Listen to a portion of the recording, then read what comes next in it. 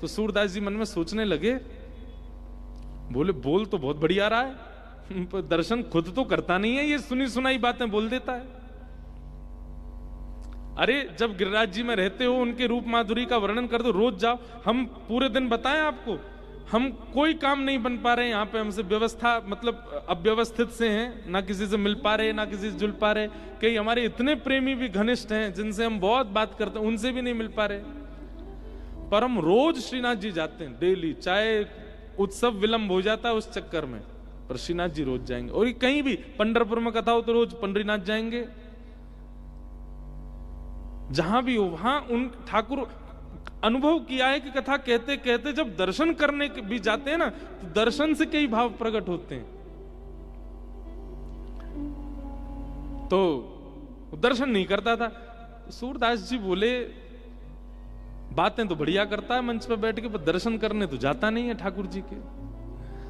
तो जब सारी भीड़ चली गई तो सूरदास जी गए और जाके बोले, व्यास जी बहुत बढ़िया कथा सुना रहे थे आप, आपने रूप का क्या सुंदर वर्णन किया, पर सांची बताइयो आपने ठाकुर जी के दर्शन कब किए? व्यास जी बोले सुबह ही करके आयो। सूरदास जी बोले ने कौर सच बोलो। नहीं नहीं सुबह के बोले बोल दो, मैं कुछ कहूंगा थोड़ी, भले ही मेरे नेत्र नहीं है, पर मैं जानूं कि आप सुबह तो नहीं गए थे दर्शन करवे। अब ने कौर, क्योंकि मोह तो सब पता है, मैं तो आपसे यूं पूछ लूंगा कि इत्र कौन सा सुगंधित है रहे हो मंदिर में, नहीं बता पाओगे तो पकड़े जाओगे, हमारे सच्ची बता दो कब गए थे। वो अरे नहीं आज सुबह नहीं गया था, कल सुबह गया था। सूरदास जी बोले और सच बोलो। एक सप्ताह पहले गया था। सूरदास जी बोले ने कौर बोलो। एक महीना पहले गया था। बोले सुनो अब जब इतना बोल दिया तो पूरा बोले ही दो सच, कब गए थे? 6 महीना पहले गया था। बोले हाँ अब बोले सही, 6 महीना से तुमने दर्शन ही नहीं किए श्रीनाथ जी के। सूरदास जी बोले अब ये बताओ जाओगे कब? आज शयन के दर्शन करवे जाऊंगा। सूरदास जी बोले ने कौर सच बोलो। बोले कल सुबह की मंगला जाऊंगा। बोले ने कौर सच बोलो। बोले जाऊंगा। बोले मैं बताऊं जाओगे ही नहीं तुम तो, क्योंकि तुम केवल बोलते हो, तुम करने, तुम्हारी आस्था नहीं श्री जी में इतनी। लेकिन मैं अब तभी जाऊंगा जब तुम मेरे संग चलोगे, और मेरो नियम है मैं अष्टयाम दर्शन करूं, मेरो नियम टूटना नहीं चाहिए, और तुम्हारे बिना मैं जाऊंगा नहीं। सूरदास जी ने हाथ पकड़ लिया को, चलो मेरे संग दर्शन करवे।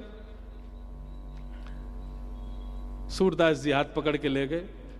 जैसे ही श्रीनाथ जी मंदिर में प्रवेश किया गिरिराज जी में, श्रीनाथ जी खड़े भये दर्शन दे रहे सबन को। जैसे सूरदास हाथ पकड़ के लाए वाह वैष्णव को, तो श्रीनाथ जी बोल पड़े, अरे वाह वाह वाह, जय हो जय हो जय हो। अरे मैं तो बहुत दिन आते याते मिलवे के काजे परेशान हो, वाह सूरदास जी बड़ी कृपा करी तुम या को लेके आ गए, मैं तो बहुत दिन आते व्याकुल हो या तो मिलवे को।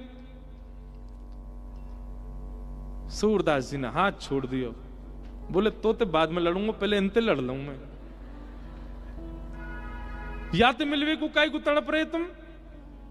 कभी तुम्हारे दर्शन नहीं करे, कभी तुम्हारे चरण में आके प्रणाम नहीं करे, कभी आके दंडोत नहीं करे, कभी प्रसाद नहीं पावे, ने को कछु तुम्हारे प्रति या कोई भावना नहीं, और तुम या के दर्शन की यूं कह रहे हो मैं तो बड़ी वहां के भाव और बढ़ा रहे हो, या ने ऐसो कहा कर दियो जो जाके काजे आप व्याकुल है रहे। कितनी सुंदर बात। श्रीनाथ जी कह रहे हैं मैं व्याकुल फ्याकुल ना हो या के काजे। तो बोले आपने अभी तो कही मैं बड़ो व्याकुल हो। बोले मैं व्याकुल तब भयो जब मेरो सूरदास याकू मेरे पास लावे के लिए व्याकुल भयो, मैं तब व्याकुल भयो। मेरो सूरदास कोई को पकड़ के लेके आ रहा हो, मेरे सूरदास के चित्त में आ रही है कि मैं याकू दर्शन कराऊं, जाकू मेरो सूर पकड़ के ला रहा हो, वाके काजे